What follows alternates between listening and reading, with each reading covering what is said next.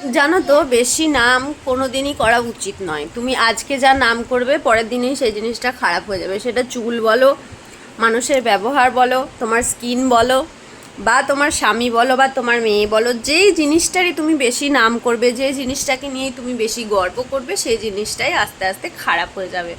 এটা আমি বিশ্বাস করি এবং আমার চোখে নিজে দেখা, নিজে এক্সপিরিয়েন্স করা। কেন বলছি কথাটা, বিগত বেশ দুদিন ধরে আমি আমার হেয়ার নিয়ে খুব লাফাচ্ছিলাম যে আমার হেয়ারটা খুব ভালো হয়েছে, খুব ভালো হয়েছে। যেই বলেছি তাই আজকে দেখছি এতগুলো আমার হেয়ার ফল হয়েছে। কেন না, আমি ভিজে মাথাটা তুলে এরকম টিকিতে বেঁধে রেখেছিলাম, তারপরেই যখন আছড়ালাম দেখছি এতগুলো চুল উঠলো।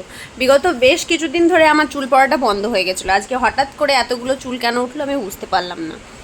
তো ওই যে বলে না, ওই জন্যই কোনো জিনিস মানে তুমি সেই জিনিসটা যেটাই হোক না কেন, বেশি নামটা কোনো দিনই করা উচিত নয়।